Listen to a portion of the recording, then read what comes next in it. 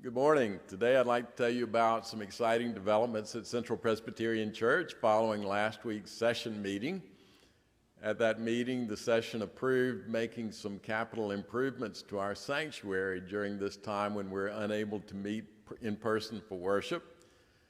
As with all home improvement projects, this one began with something very small. It began with an area in the ceiling of our sanctuary in which some plaster fell during a week and fell into the pews, and we realized that it was pretty heavy plaster and could do some damage if it hit someone. So decisions had to be made about whether to repair that or replace all of the crown molding in the ceiling. So the facilities committee has been working on that for some time now and been mulling other projects as well for improvement and upgrade of the sanctuary. So all of that came together here in this last month, and the facilities committee brought a proposal to the session that was unanimously approved last week. So Will Nickles and Gray Watson are going to tell you a little bit about what's included in this project, and then at the end I'll tell you a little bit about how you can participate in that. So as David said, this discussion on reworking and remodeling the sanctuary all began because of the piece of crown that fell from the ceiling. On our ceiling, we have some flat arches that have crown molding on either side of them. The the crown is made of plaster, and it's very heavy. And a few years ago, a piece of that fell into the pews, and so we started talking about discussing this, about replacing this about a year ago. In that discussion, we came to the conclusion that we really need to replace all of the crown in the entire ceiling. So that has been our plan. We got a price on replacing the crown on all the ribs on the entire ceiling. Well, in order to do that, we're going to have to move some pews. So what we're doing is we're planning to take the pews up from the floor, move them aside, remove all the crown, paint the ceiling, and then paint the walls all the way down to the floor.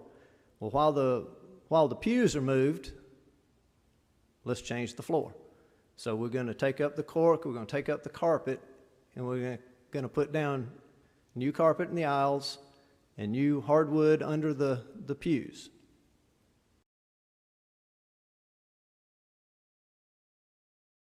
Well, as Gray and David both mentioned, the project involving the ceiling and the floor just seemed to kind of grow, and this was a great opportunity for us to look at the front of the church and look at some possible improvements that could be made. A few years ago, and for some time, the chancel, we talked about possibly raising the level where the pulpit and lectern are to the same level of the choir, and that would allow some flexibility for that particular area. So I have a video that I would love to show that shows the plan as it is right now, and we'll take you through that plan. So I want to walk you through the new configuration for the chancel, and as we go forward, you'll see that the steps on the chancel are different. You'll notice that the pulpit and lectern area is now elevated to the same area as the choir had previously been. So this would be a configuration that you would typically see on a Sunday with the table and the baptismal font, the lectern and pulpit in place. And this is more of a plan that you would see just showing you what the configuration is as a blank stage. The walls will be removable between the choir and the congregation and can be replaced, as well as the walls and pulpit, and all the furniture, of course, is removable and reconfigurable as the season and occasion require it to be. As this might be an occasion where you'd have a large choir in a service where you could remove the walls between the choir. This might be a Christmas scene, and you can see in the configuration of the new chancel that it allows a little bit more space between the congregation and the chancel, opening up that area down below. We've actually shortened the first pew and taken out that modesty rail between the congregation and the chancel, which opens that space up a lot. And you'll notice also that there's wood on the floor in front as opposed to carpet, And that's the service. The purpose of that is for acoustics, and it will be a nice surface. And all of the wood will be replaced under the pews.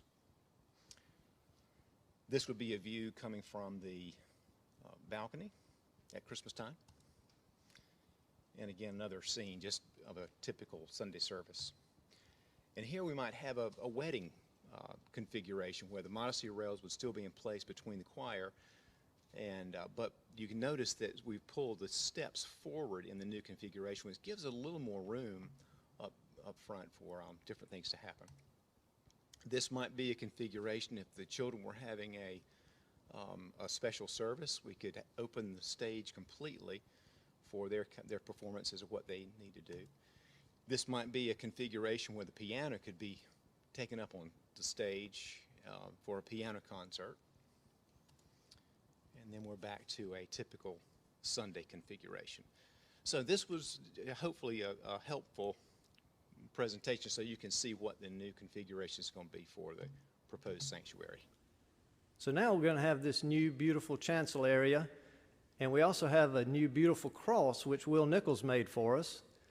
As you look at the cross, it shows that we are a little bit underlit up there. We're going to need to do some improvements in the lighting in the chancel area. So now is the perfect time. We're bringing in a company that specializes in lighting, and they're going to add 2 new spotlights which will illuminate the cross.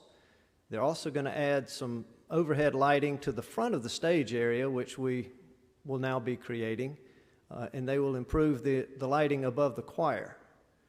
We have had a few choir members say that it's hard to see sometimes up there, so we're going to now satisfy that situation as well. In addition, while we're creating this new staged area, we will improve our floor system of receptacles and audiovisual jacks. We'll bring all those up to a better use, and we'll be able to put better performances on. In summary, the ceiling is going to be repaired, painted, walls painted, new flooring all over.